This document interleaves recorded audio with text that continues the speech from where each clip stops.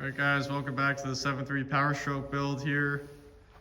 Started off, we're still reassembling some powder coat items that we recently got back. So first thing I did was got our EBPV delete pedestal all on there and mounted. It's nice with this pedestal, you don't have that stupid valve there or the solenoid to the valve sitting there. You just have a bare pedestal for your turbo to sit on. Obviously I put two new O-rings in for the oil drain and feed on the block side down there. And got our bolts ran in there. Those pedestal bolts get torqued to 18 foot-pounds. So next up, what we need to do is you put the same two O-rings, drain and feed in. Put those two O-rings on your pedestal here. And we're gonna mount up our turbo. So also did that. So I got our turbo housing and remounted it onto the exhaust side of the turbo. Nothing too crazy.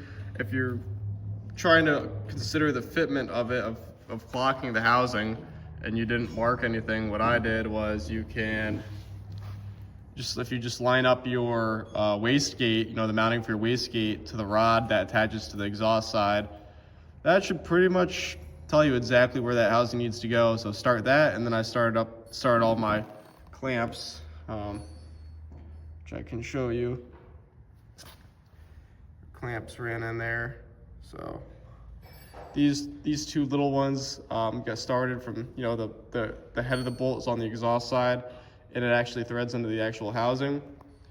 The other mouse, it actually threads in, the head's on the compressor side and threads into the clamp itself. But either way, it's clamping that compressor to the actual turbo wheel and exhaust housing of the turbo, the actual housing of the turbo, or the turbo itself. So what I'm gonna do now is get that turbo on there. So the reason why I am actually getting the turbo on is because we're putting this engine on to the chassis before the cab goes down. So I'm not concerned about, really not concerned about fitment of trying to sneak the engine in, since the cab should theoretically just be dropping right on top of this. So I figured, you know, I might as well do it. And I'm also gonna be putting in, so all at the same time. So this whole install is gonna be kind of wrapping up a few different things, because at the same time, I'm gonna be putting in our collector, our Y pipe there, with our new exhaust gaskets onto our new up pipes, which will then connect to our turbo. So a few things going on there. So we'll do that, and keep you guys updated with how that goes. Stay tuned.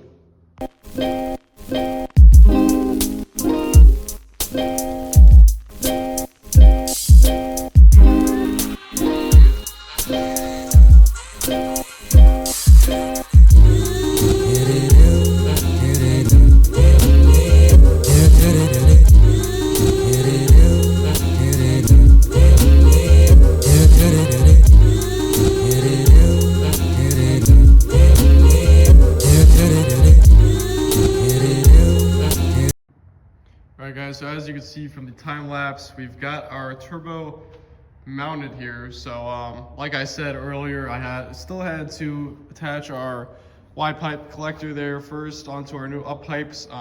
Those are just, they take a little steel gasket. That was pretty simple. It was nice.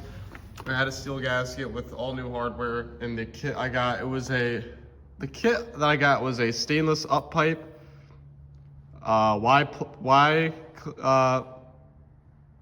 connector, Y pipe, as well as EBPV pedestal, and the EBPV delete exhaust side of the turbo came with it too, which I didn't need because this is already a KC turbo. But it's pretty nice, and that came with like all new hardware for your up pipes, new pedestal hardware, pretty much everything you would need, which was pretty cool. So that came in handy. It even came with O-rings for the pedestal. But yeah, so once I got the Y pipe on there, I got the turbo close. I put new O-rings in the top side of the pedestal here that attaches to the turbo. And pretty much what I had to do was, if you guys know with these 7.3 turbos, sometimes it could be difficult lining up the Y pipe to the exhaust side of the turbo while getting your pedestal bolts lined up. You know, you want a nice flush line up there with your Y pipe and your exhaust side of the turbo. you don't want a gap there, you'll have an exhaust leak. So basically, I got the turbo close, got the Y pipe connected to the exhaust side of the turbo, that flange there. I got them lined up, threw the clamp on there. That way those were secured, wasn't gonna move around. So I chose to, because I hate getting the bolts secured, and then now I'm trying to flex the Y pipe over, and it's really difficult to get this lined up when there's so much pressure on the turbo already holding it down to the turbo. So I got that secured. Then I started the pedestal bolts, which really shouldn't be too difficult. If you need to make sure your up pipes are completely loose, because I had that pipe loose and this one was still a little snug, and I was having trouble just getting one of the bolts lined up. So the second I loosened up this pipe completely, I got them both started and ran those bolts down and torqued them. I believe the forward torque for those are 18 foot-pounds. I go just a tad tighter than that, but you can do whatever you'd like to do. But so far it's looking pretty great with the turbo installed now. So our powder coated turbo's on, our powder coated pedestal, we got our plenums on, getting closer and closer. So not 100% sure the next step from this. I should really it should just be get a water pump and go from there. There's nothing that can really be put on as of right now. I mean, I could put the valve covers on, but that's just one of those things that's a little unnecessary. I know it'll take about 10 minutes to do, just for them to possibly get scratched right now. Not sure. Really, I should get the water pump and reassemble our accessory bracket. And to do that, I gotta clean this power steering pump because it's filthy. But that's gonna be a little project, getting the power steering pump pressed back into the accessory bracket. So I think that's gonna be the next route we go. So stay tuned for that. Hope you guys are enjoying the 450 horsepower 7.3 Powerstroke build. Alright guys, welcome back to the channel today. Gonna be diving into some clutch stuff for today at least. So I already had a South Bend single disc clutch rated for the full clutch kit with flywheel, rated for 475 horsepower from another engine that I had that I pulled out of our two-wheel drive shorty, because I went a lot bigger on that truck. I ended up getting I've got a dual disc rated for I think 650, 700 horsepower on that one now. So I still had the single disc laying around from that has maybe, honestly, I bet it doesn't even have 500 miles on it. I barely drove the truck with that engine in it. So anyways, so what I'm doing today is I took the South Bend flywheel off that engine and I took the clutch disc off that engine. We're gonna be putting our flywheel on first. That's it right there. Clean it up a little bit. I mean, it's in great shape. Once I turn around and get on the engine, you can see the other side. I don't feel like moving that thing around with one hand right now, but I'll show you. Here's our disc, our single disc. Again, I mean, you can tell it was used, but it's in excellent shape. It's a like new clutch disc. I got it labeled so I don't forget, flywheel side and pressure plate side. And then, so here is, show you the little issue we had. Okay, so upon removal of the engine, we had a little hiccup where the pressure plate got a little caught and snapped. One of the forks snapped off it. Well, it would have been great if it didn't happen because I wouldn't have had to buy anything. But I called up South Bend Clutch, told them the kit that I did have, and they were able to match me up with the right pressure plate. And here it is. So they sent me I had to pay for it, but it's better than paying $1,000 for the full kit. This was about $200 for just the pressure plate. So bought a new pressure plate here. They don't have it on the website, but if you call them, they'll usually set you up with what you need for individual parts for these kits. So yeah, so I'm gonna get that flywheel on. We're gonna get the disc on. Lastly, button up our pressure plate. Got our original South Bend bolts there.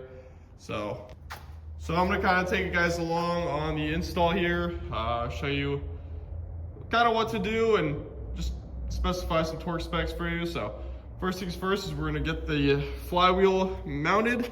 Once you get it on that dowel, it helps you a lot because the thing's so dang heavy, especially the south bend flywheel. And we're gonna get our south bend bolts right there, in there and torqued. We're gonna torque those to 90 foot-pounds. So yeah, we'll do that, and I'll get the stuff on a time lapse for you. So stay tuned.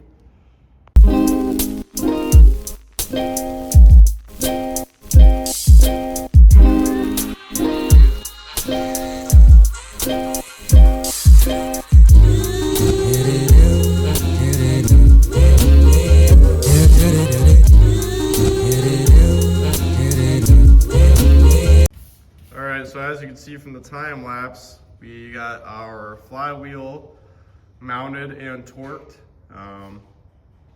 Wasn't too bad.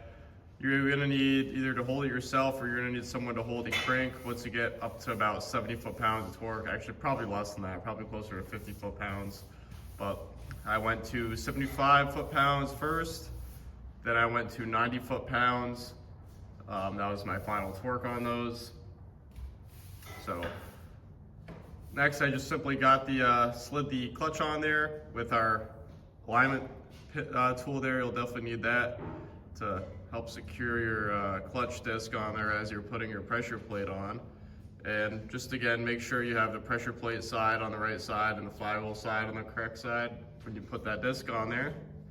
So pretty much all that's left to do now is we're gonna get our new pressure plate there and get it mounted on there. Got our hardware sitting there. These bolts their final torque is 20 foot-pounds. However, when you do get that pressure plate on there, you have to get all your bolts started, and you tighten each bolt in a star pattern 1 full turn at a time until you're fully seated, and then you get your final 20 foot-pounds torque.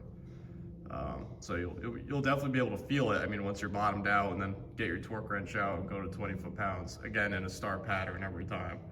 So I'm gonna do that now. I'll time lapse that too, so that way you could get a sped up version of the process in that, and I'll show you when it's all complete. Stay tuned.